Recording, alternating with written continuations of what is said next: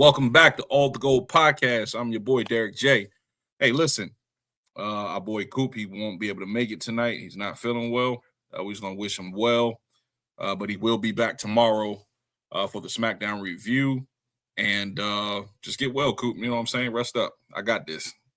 So we're gonna do tonight. We're gonna do the NXT Roadblock review, and we're also going to do the AEW review. It's not going to be a long video, guys. I just want to touch on some key points.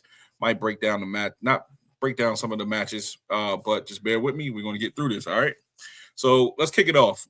The first match that we're going to review is the Hardy Boys versus Faxium. That was a great match, a lot of action. I enjoyed the match from start to finish. I really think that Matt and Jeff are not done with the WWE. I think they have one more run in them, and I think WWE actually wants them to come back. But overall, this was actually a great match, ladies and gentlemen. Like I said, fast-paced action. Matt and Jeff look like they still got a little something in the tank for to be their age. But big ups to Matt and Jeff, man, for coming out victorious, retaining the TNA World Tag Team Championships. So that was pretty cool to see with Matt and Jeff. And moving right along, Mickie James had a backstage segment with Jada Parker. She was basically encouraging Jada Parker to invite herself into the main event picture for the NXT Women's Championship. Get herself more into the main picture, and Jada was with it. She was agreeing with her, so I think Jada Parker got a real good future ahead of her in the business. She just need a little bit more matches under her belt and get herself polished, and she'll be great. She'll be good to go.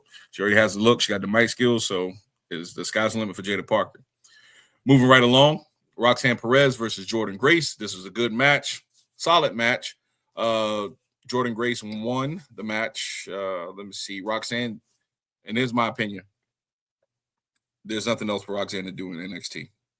I think she has done it all in NXT at this point. I think Roxanne Perez has shown that she can carry herself. I like her better as a heel now than I did when she first started. But yeah, it's nothing else for Roxanne to do. She, like I said, she's a 2-time NXT champion, tag team champion. She can go for maybe the North American Championship, but I mean, she's main roster bound after WrestleMania. So big ups to Roxanne Perez. Jordynne Grace did her thing. She is what they say she is. She's a powerhouse in the ring, and really excited to see her future coming from TNA and then coming to NXT. Then we're going to kick off with the next match, which is a really good match in my opinion. It was. Oh, but before I go, let me show you that still photo of Jordynne Grace getting her hand raised by the ref. That was pretty cool. The next match, okay, so we're going to the next match, and that was Obafemi versus Moose from TNA. I thought this was a great match. Thought this was a great overall match. Moose did his thing. They had some nice spots. I didn't really expect just for be one title on the line. If I'm not mistaken, I don't know that whole title situation for that confused me. But Moose matched Oba power for power. I think it was a good match. Nice spots. Oba just came out victorious. He did his thing. Sky's the limit for Obafemi too, man. I don't think he's going to be in NXT long after this. I mean, it's just he's dominant, man. Like he's too dominant by his, doing his thing. Like they don't have nobody on the roster that can match him. You know what I'm saying? Like power for power right now in NXT.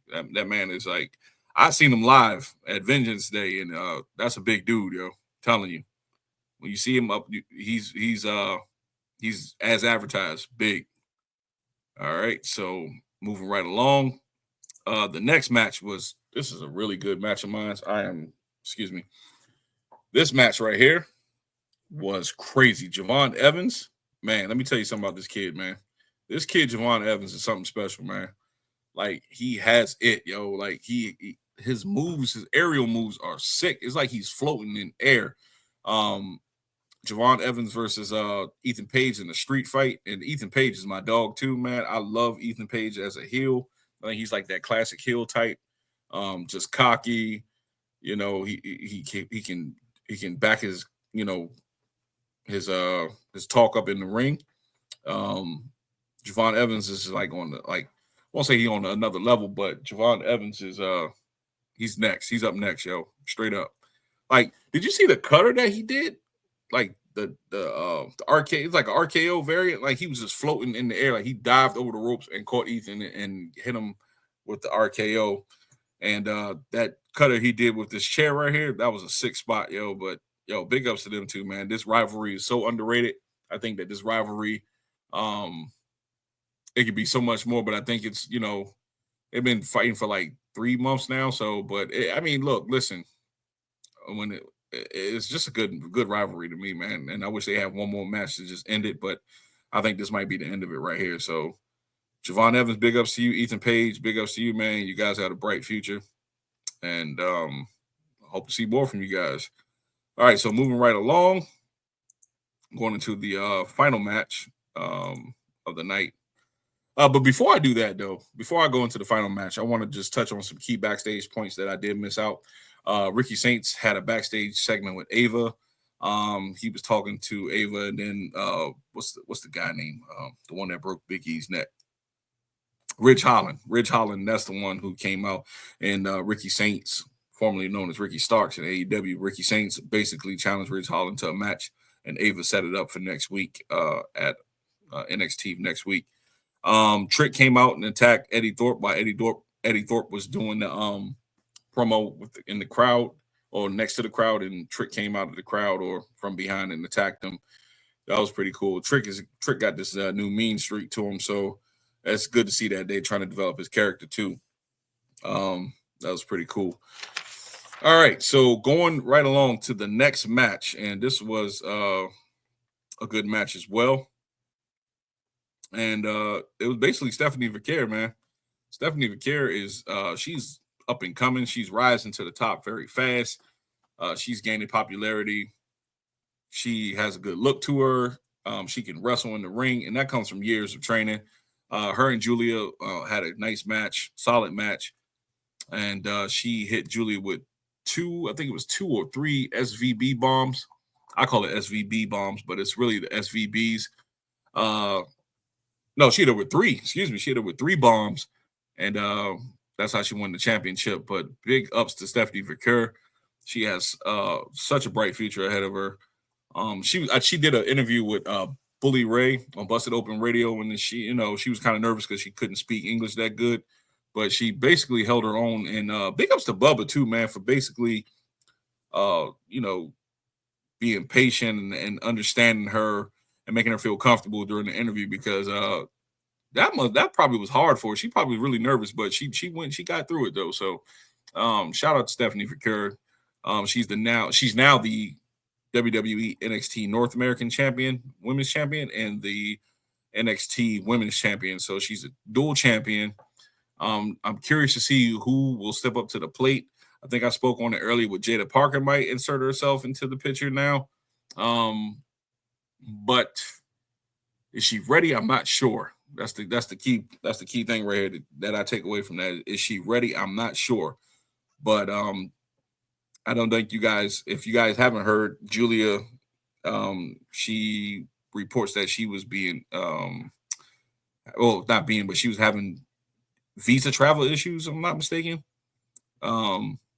She was having visa travel issues, and also they said she was dealing with an injury, and that's why she had to not saying that she had to, but they relinquished the title from her, and Stephanie became your champion. I think WWE worked that out. Visa issues, it's not an issue right there. But if she was dealing with an injury, I see why they probably took it off so they can preserve her for future matches, because I think that we haven't seen the last of this feud. I think this is building up for like a series of matches between them two once her issues get resolved with her visa, and also whatever injury she's dealing with, she heals up from. So shout out to Julia. She's been wonderful in the ring too.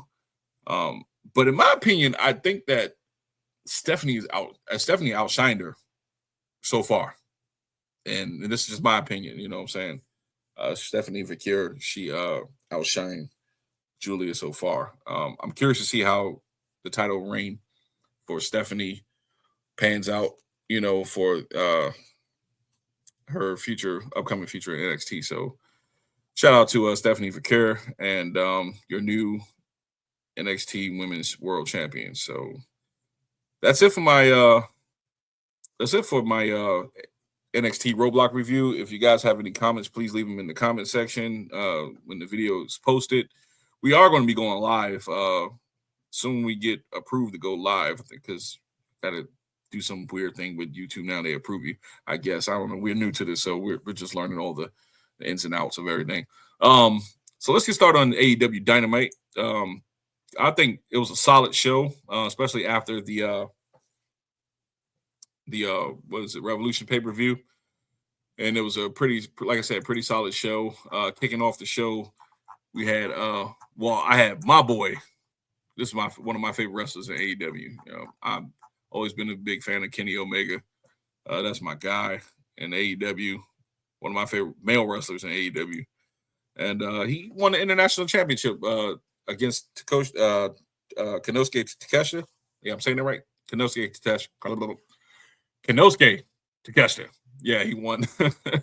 He won the championship, the international championship. Now, it's rumors that they might be combining the Continental Championship and they're going to do a merger of both titles, the Continental Championship and the International Championship. So I don't know. They said it's been planning for months, but I don't know at this moment. So just stay tuned to see what they do with that. But anyway, Kenny Omega was in the ring and basically kicked off the show talking about his victory at Revolution, and then how he won the title over Takeshita, and how they're going to do a dynasty tournament for the international championship. So that's going to be pretty cool. I kind of like when AEW do their tournaments.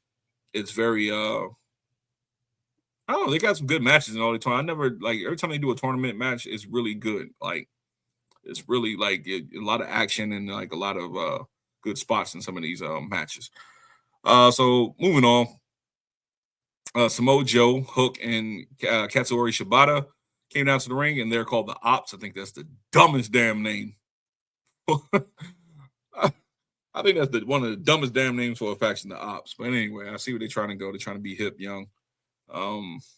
They're headed to the ring, and Shibata basically stared down Kenny Omega. Don't know what that was about. I think Shibata's in the Dynasty tournament as we speak. So maybe in the future, you might see Katsuyori Shibata versus Kenny Omega down the line. Don't know. But I don't think that's where they want to head at with that. I think they probably want to do Omega versus what's the boy? The Rainmaker. Yeah, Rainmaker. What's that damn boy name? I can't get. I know Shibata, I know Takeshita, but the Rainmaker. Oh, Kazuchika Okada. I'm sorry. It's a lot of Asian names, and there's nothing wrong. Nobody think that, but it's hard for me to remember everybody's name.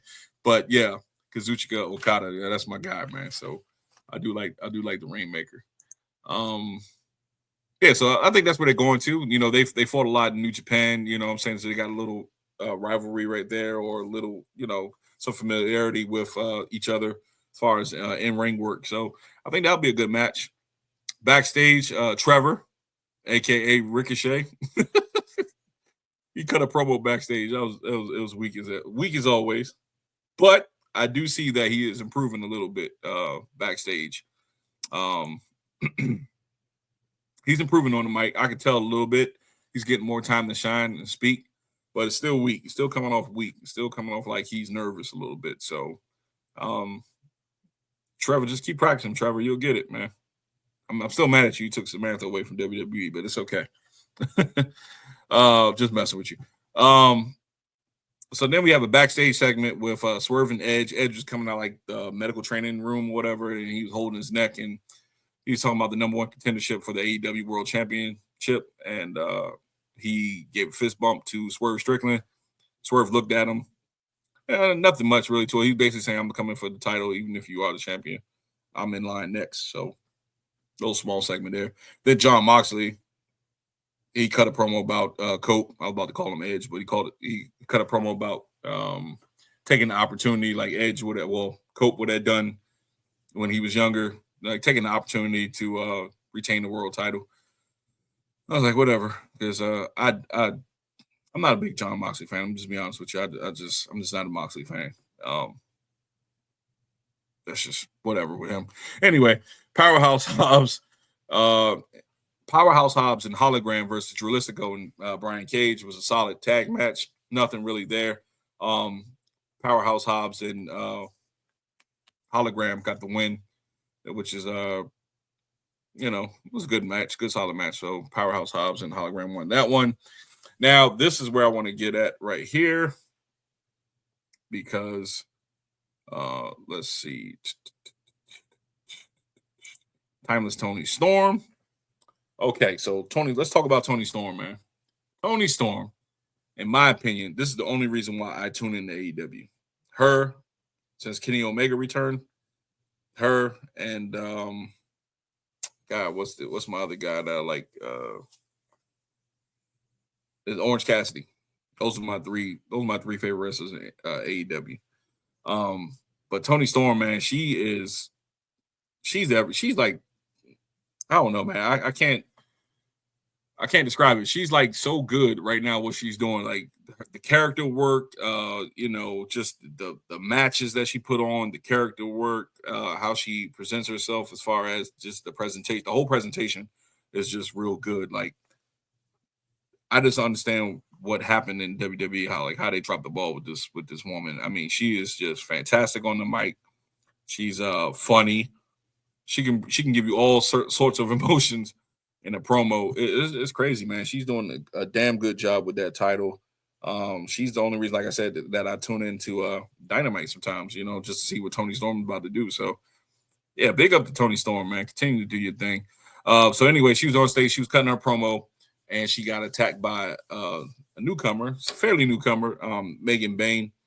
Yeah, she just attacked her out of nowhere. I guess she's inserting herself into the AEW world for the world title picture.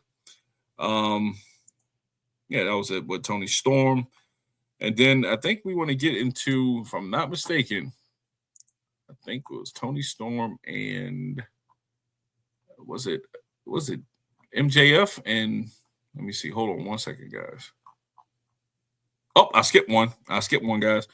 So going back, Speedball Mike Bailey made his debut because the Beast Mortals had a mystery opponent for the Dynasty tournament for the International Championship, and Speedball Mike Bailey came out. It was a fairly decent pop. I like Mike Bailey. I liked him in TNA. He can wrestle. He can do what he can go in the ring. Really, I enjoyed the match, but I think that it's unfair to Mortals because I really think that they was going to push him, or thought that they was going to push him because he has a unique look to him. He wrestles that goat mask. I thought he was going to be like more like their version of Abyss or maybe Kane. Really good. I mean, he's really good in the ring for a big man too. So, excuse me, I had to take a sip. Talking this long, especially without tag teaming with Coop. I mean, you know what I'm saying? Like it's kind of dry. Pause. So Speedball Mike Bailey, he came out and he won.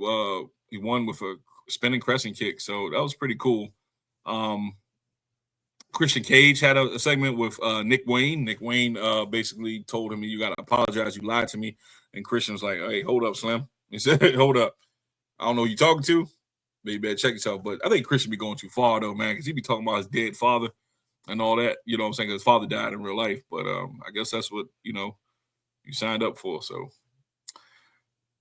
MJF came out and MVP followed suit, and MVP offered him the car for his services for the Hurt Business because he was saying that you're good in the ring or whatever, but you're losing yourself and you need to, get back to who you really are. MJF was like, he declined it at first, but he took the card at the end. So I'm trying to see where that goes. So that might be a good storyline with the Hurt Business or MJF acquiring the service of the Hurt Business. So we'll see. Takeshita, I can never say his name right fast. Anyway, Konosuke Takeshita versus Platinum Max Caster. Takeshita won with a Falcon Arrow. Here's my thing. This is what pissed me off, right? You had a good thing with the Acclaim. I don't know what happened because I had stopped watching for like a couple weeks. And all of a sudden I see Max Caster by himself and he's not with the Acclaimed anymore. I don't even know what happened, so I got to catch up on that part because I ain't gonna lie to you, I did stop paying attention for a couple weeks, but yeah, he split with the Acclaimed. I thought they was doing good, man. They had a little good thing going on, man. They just I don't understand why AEW did that, man. I was really pissed about that one. But Max Caster is on his own right now, it seems, and he lost to Takeshita. So then you had Penelope Ford versus Willow Nightingale. That was a good match. Let me tell you something about Willow Nightingale. I think she has it. She has everything that you look for in a wrestler. Like as far as women's wrestler, she has a good, unique look. She's especially for a babyface wrestler, a women wrestler, she's just good overall. Only thing that pissed me off about Willow Nightingale is that goddamn late night Arsenio Hall theme music she come down to the ring to. Because it's like every time I hear it, I'm just thinking about like old Arsenio Hall episodes, you know what I'm saying, from like, early 90s, late 80s, early 90s. So whatever. But yeah, she's good though. She's good. And I think she should go for a title run, man. Like, have her insert her into the picture, man. You can actually make Toni Storm a heel. Like Toni Storm can play both. She can play a heel. I like it. Anyway, going down. Let me see. I think Hangman, Adam Page, and MJF got into it. MJF said he smelled like old ass. That was funny. He said he had a backup. He smelled like old ass. And then finally, we're going to get down to the main event, which would be Hechicero versus Orange Cassidy for the number one contender dynasty match. Orange Cassidy won, and that's my guy.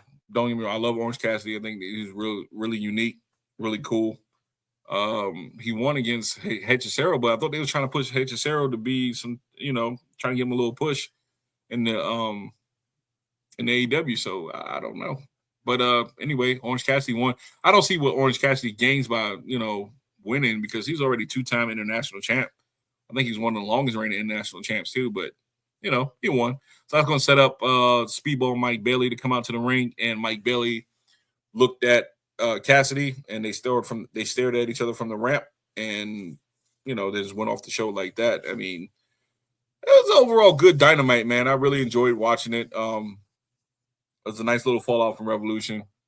I would like to see Swerve in the ring fighting more because I really enjoy Swerve Strickland. Yeah, man. I'm just missing some people, man. AEW that I think that the show really they missing some type of juice, man. They used to have what's the big guy they used to be with MJF? God, I forgot his name, yo. Wardlow. Well, I don't know what happened to him. Darby Allin he's doing his thing in Mount Everest. I think he's climbing the mountain, whatever. I mean, they missing some stars, man. The Gun Club. I mean, I wish the Gun Club would be on more. Juice Robinson is hurt. I mean, that's a lot of they broke up the Acclaim. It looked like they gained a little bit of momentum. I'd like to see Will Ospreay involved in the title picture as well. Kenny Omega back in the title picture because I did enjoy the belt collector. That was pretty cool. So anyway, let's talk about some news real quick, man. Let me get some news. Let me see. Let me get some news out the way. Bear with me 1 second. Doing this by myself, guys. So I gotta bear with me, yo. All right. So we got a couple WWE name changes. I'm pretty sure by this time you guys heard that we have a couple name changes for some of the WWE wrestlers. So they were saying that there's no more Seth freaking Rollins. It's just Seth Rollins now. It's no more dirty Dominic Mysterio. It's just Dominic Mysterio, and no more Big Bronson Reed. I think the nicknames are kind of gone out their names. I think they want to keep it more of a sporty type, as far as, more realistic, more athletic type build with the characters. That's something that Vince did with the nicknames. I really didn't like calling Seth freaking Rollins anyway. I think it was stupid. And then they had it on the merch and stuff like that. That's why I didn't buy none of this merch in a while. But, that's my guy too. But I didn't really like the freaking part. Dirty Dominic Mysterio, they took that out. They're just trying to move away from a lot of Vince stuff that they had going on. A lot of confusion with like some of the names. Not confusion, but a lot of I would say like dislikes with the names that Vince was giving to some of the people. So I guess Triple H is trying to move on from that. Let's see. Let's see what we got going on here too. So JD McDonough, he got a recovery update from that. I remember a couple months ago he did the I think he did like a backflip off the rope, off the second rope until the announce table. And he actually, I think he was supposed to get caught. I don't know, but he slipped and he hit the back of his neck, which was really scary because I was like, damn, you know what I'm saying? Is he going to be out like Big E? You know what I'm saying? So I'm reading this, and this is coming from Eric Mutter from Wrestling Inc.